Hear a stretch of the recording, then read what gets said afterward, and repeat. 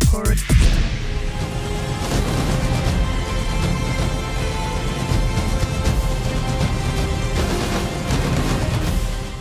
First of all, thanks a lot for suffering for us. The first question I want to ask you, at the beginning when you got be directing Superman, a lot of fans were relentless about the selection and casting Lawrence Fishburne and all that. So how you react now that all those fans are now saying, wow, we were wrong?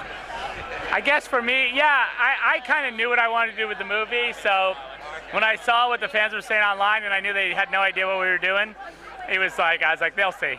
It's going to be fine. What did you see on Henry when you cast him? What? What did you see on Henry Cavill when you chose him for the role? I thought Henry was like, the thing with Henry was, immediately when I looked at him, I'm like, okay, he looks like Superman. And then the other thing was, of course, that, you know, he has like this kindness, like natural to him, that I think Superman has to have. You know, it's almost like he's humble. And just to finish, will the duo Nolan-Snyder come back for another movie with more superheroes, maybe? Maybe, we'll see. I mean, really, I haven't been home yet since the movie started. I mean, since we've been on the road releasing the film, I haven't been back to the studio or talked to anybody. So when I get home, we'll see what everyone thinks. Congratulations. Awesome. Cheers. My father believed that if the world found out who I really was, they'd reject me. He was convinced that the world wasn't ready. What do you think? How are you? How you doing? Very nice to meet you. My main question is, with all the versions of Superman, how do you approach your character to push it in a different level?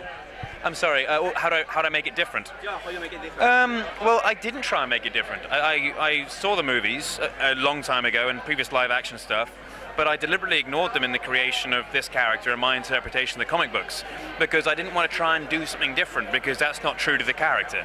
I just wanted to do whatever my impression of the comic book character was. Okay, thanks so much. Thank you very much. Hopes and dreams travel with you. He'll be an outcast. I'll kill him. How? He'll be a god to them. What was the highlight of filming this movie?